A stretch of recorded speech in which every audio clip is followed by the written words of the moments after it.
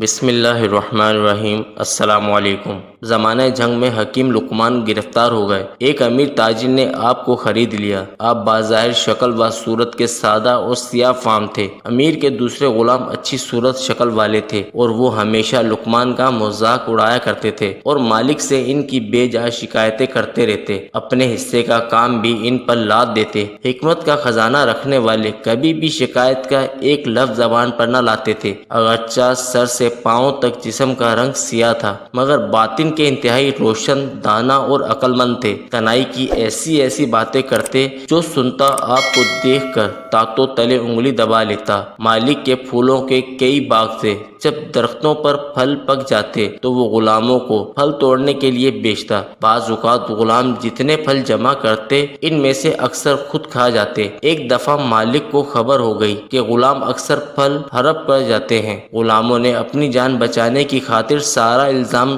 لقمان پر رکھ دیا۔ مالک لقمان پر بے جا ناراض ہونے لگا اور پہلے سے زیادہ سختی کرنے لگا۔ خوب ڈانٹا۔ آخر حکمت کدہ مجبور ہو کر بول اٹھا، اے آقا، یہ جھوٹ بولتے ہیں، میں نے آج تک امانت میں خیانت نہیں کی۔ اللہ تعالیٰ کے حضور بے ایمان شخص کی بخشش ہی نہیں۔ اب مناسب یہی ہے کہ تو ہم سب کا امتحان لے۔ ہم سب غلاموں کو پیٹ بھر کر گرم پانی پلا اور خود گھوڑے پر سوار ہو کر جنگل کی طرف چل۔ غلاموں کو حکم دے کہ گھوڑے کے ساتھ ساتھ دوڑیں، خدا نے چاہا تو سارا بھید کھل جائے گا۔ میں سچ کہتا ہوں یا جھوٹ؟ امیر کو لقمان کی یہ بات پسند آئی۔ اس نے سب غلاموں کو زبردستی گرم پانی پلایا۔ لقمان نے بھی پیا۔ امیر نے گھوڑا دوڑایا اور ساتھ ساتھ سب غلاموں کو بھی دوڑنے کو کہا۔ تھوڑی دیر بعد غلاموں کا جی متلانے لگا۔ سب نے کر کے جو کھایا پیا تھا باہر اگل دیا۔ لقمان نے جو کی وہ بالکل صاف تھی۔ یہ دیکھ کر امیر کو لقمان کی سچائی اور حکمت پر یقین آ گیا۔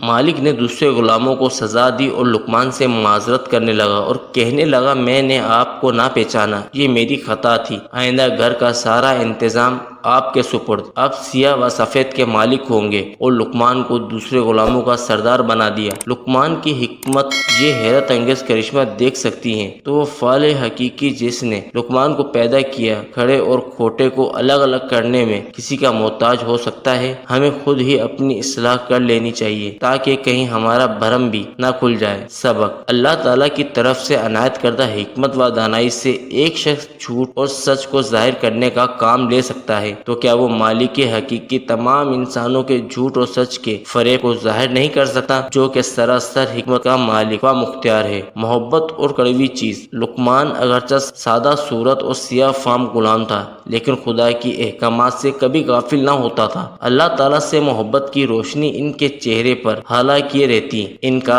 آقا ان سے بے حد متاثر تھا، اس لیے ان کا بہت احترام کرتا تھا کیونکہ اس پر لقمان کی خوبیاں واضح ہو گئی تھی۔ اس نے دیکھ لیا تھا کہ یہ غلام حرص و ہوس سے پاک ہے، اس کے دل میں کھوٹ نہیں، اس کی زبان سچ کے سوا کچھ نہیں کہتی۔ بظاہر وہ امیر لقمان کا آتا تھا لیکن حقیقت میں وہ ان کا غلام ہو چکا تھا۔ جب خواجہ نے لقمان کو اسرار پا لیا تو وہ کوئی شے نہیں کھاتا تھا جب تک لقمان نہ کھائے۔ ایک دن امیر کے کسی دوست نے ایک بڑی ہی خوش رنگ خربوزہ تحفے میں بھیجا۔ خواجہ نے لقمان کو بلایا اور خود اپنے ہاتھ سے خربوزہ کاٹ کر ان کو دینے لگا۔ لقمان خواجہ کے ہاتھ سے خربوزے کی کاش لے کر شہد اور شکر کی طرح کھانے لگا۔ اسی طرح ہر کاش بڑی رغبت سے کھا رہا تھا۔ خربوزے کی آخری کاش خواجے نے اپنے منہ میں ڈالی۔ جو ہی اس نے یہ کاش منہ میں ڈالی سارا منہ حلق تک کڑوا ہو گیا۔ پھر جلدی سے تھوک دیا، پانی منگوایا اور خوب کلیاں کی۔ گلے سے دیر تک اس کی کڑواہٹ نہ گئی اور منہ کا مزہ خراب ہو گیا۔ پھر خواجہ نے نہایت تعجب سے حضرت لقمان کی طرف دیکھا اور کہنے لگا، عزیزم، نہایت ہی ترش، کڑوے اور زہریلے خربوزے کی غالباً 70 کاش تو نے بڑے مزے اور رغبت سے کیوں کر کھا لی؟ اپنی جان کا کیوں دشمن بنا؟ اگر تو اس کے کھانے میں کوئی عذر کر دیتا تو کیا حرج تھا؟ نہ ہی تو نے کوئی بہانہ کر کے کے ٹالنے کی کوشش کی، جبکہ اس کی کڑواہٹ سے امیر کا منہ اور حلق جل گیا اور میرا منہ بس ذائقہ ہو گیا۔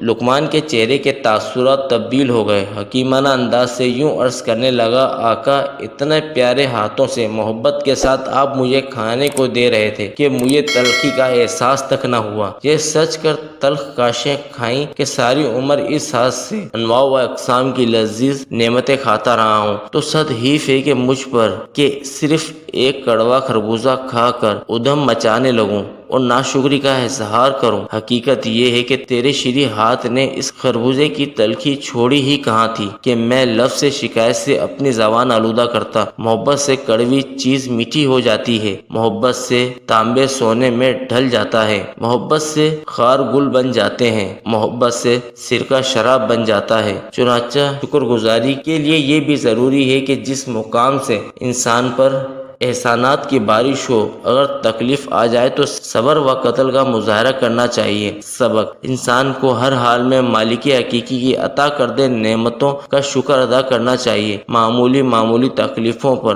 اور لعن طعن نہیں کرنی چاہیے۔ جزاک اللہ تعالی خیرا۔